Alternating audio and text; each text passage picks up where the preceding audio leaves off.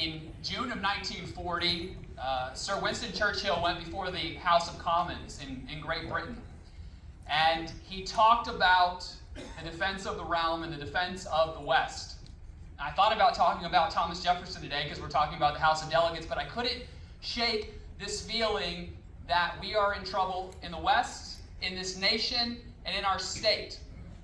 And who we send to Richmond will be the people that push back against an overreaching federal government.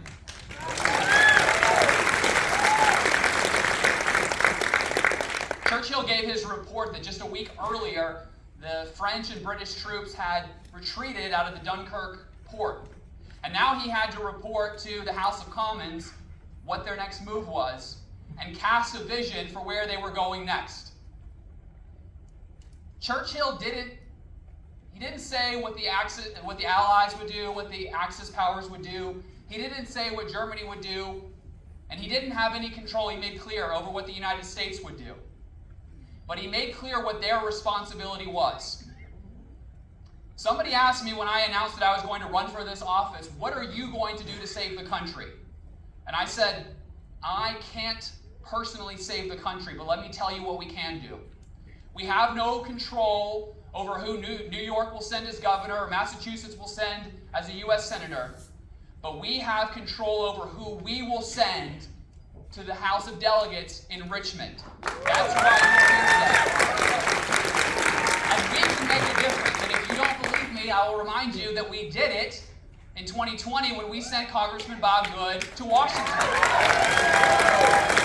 And just this year, he changed the way the House rules work in Washington, and the bills introduced are not the same anymore. It has made a huge difference. If you don't believe me, remember what we did in Bedford and Amherst and Nelson in 2021 when we stood up and we opposed tyranny and we elected Governor Glenn Youngkin.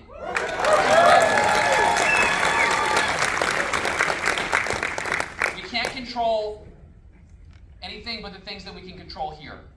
And this is our responsibility today to make the right decision. I can promise you in June that the Democrats are going to meet for primaries across this state. And when they send communists to take away your rights and your property and your jobs, when they send groomers that want to go into your schools and indoctrinate your children with values that you oppose, they're going to send their best and their brightest.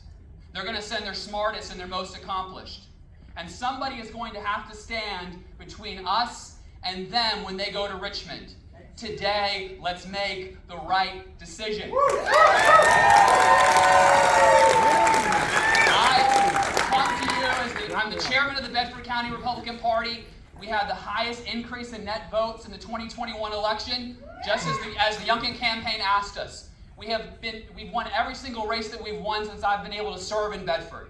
As you all know, I'm a lawyer and a prosecutor. I'm a former prosecutor. I've got the endorsement of the Amherst and the Bedford Commonwealth's attorneys and the Amherst and Bedford sheriffs. I have stood in a room in front of 12 people of different backgrounds, different opinions, different faiths, and convinced them to agree on a verdict. That is not easy to do. This is not something that you can just go and learn in a day. I am equipped to go to Richmond. I am equipped to convince people of our values. I'm equipped to fight for us in a way that my opponent is not. As you all know, I with Wes Nance in the Bedford Commonwealth Attorney's Office, I had the opportunity to be one of the prosecutors on the longest cold case no-body murder in this nation's history.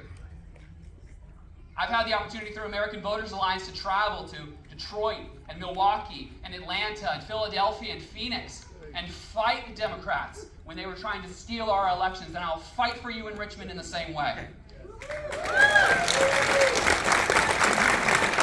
I do want to address some of the attacks that have come on me the past week. First, my detractors said I didn't live here.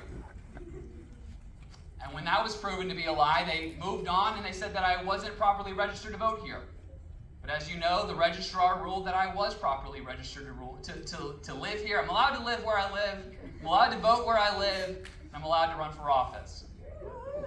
Then they moved on, and they said, hey, he's on criminal probation because he pet the ponies. And if I could give, and there's some young people in the audience today, if I could give you one piece of advice, don't pet the ponies and shouldn't be done. You all know better. And then just this week, some of the most disgusting and vile things that I've seen in my 10 years in politics were falsely alleged against me. Fortunately, you know me.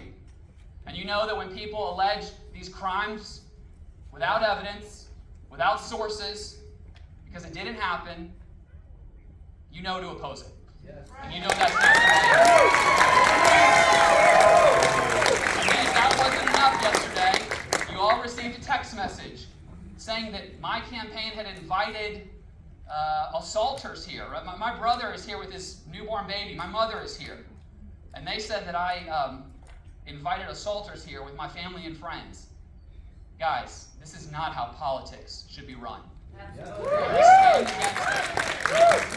Guys, the threat we face is beyond today. The threat we face in Richmond, these Democrats are not your father's Democrats. I mean, sure, the Democrats, the Harry Burg Democrats tried to disenfranchise people. That's true.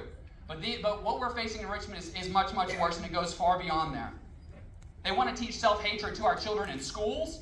They want to teach malice to other students with their critical race theory. They want to indoctrinate children on trans and LGBTQ rights. They want to turn their parents, turn kids against their parents. The success of the left depends on the failure of capitalism, the failure of our Second Amendment rights, this is why we say the Second Amendment is our most important right, is because it's the right that stands to protect all of our other rights.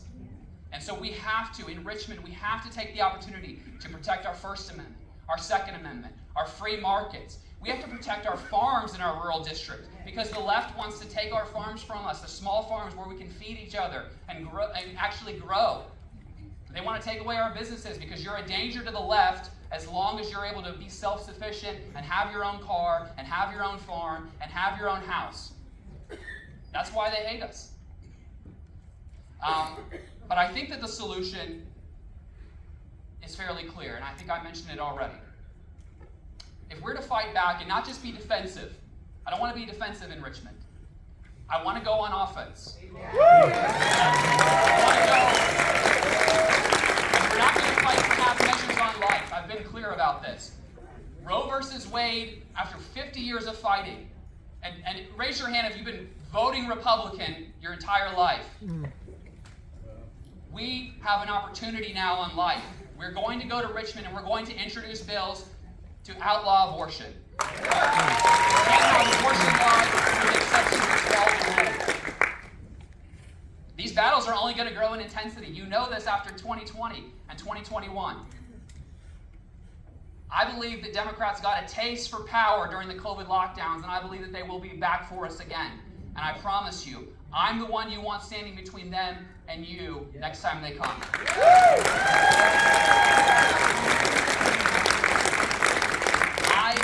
I firmly believe that, and we talk about this in Bedford a lot, this idea of the remnant. The remnant is the remaining, when a society falls into societal decay, there is a remaining amount of people that understand the culture that came before them, the history that came before them, their religious roots, their faith in God, and this is the foundation upon which we bring society back. This is the foundation that we bring culture back on. You all are those leaders. You all are the ones that came here today to fight for what we believe in. And this is where it starts, with our grassroots politics. And we're going to take that to Richmond.